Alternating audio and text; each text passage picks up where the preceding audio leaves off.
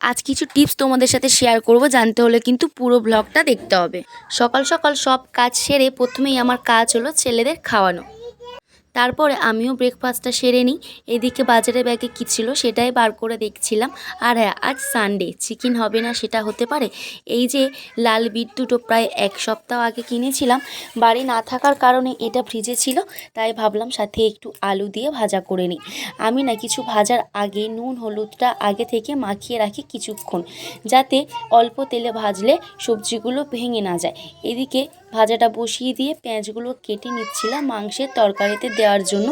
আর পেঁয়াজগুলো ঝাঁঝ কাটার সময় এতটাই বেশি ছিল যে চোখ দিয়ে জল আসছিল।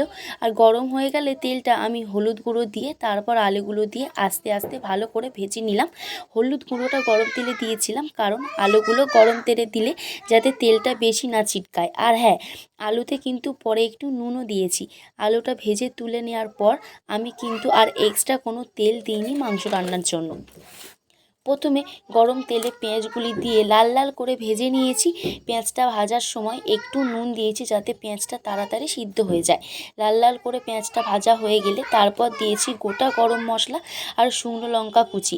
আমি কিন্তু এখানে পেঁয়াজ ভাজার পর চিকেনটা দিয়েছি। চিকেনটা একটু ভাজা হয়ে যাওয়ার পর তারপর আদা রসুন পেস্টটা দিয়েছি।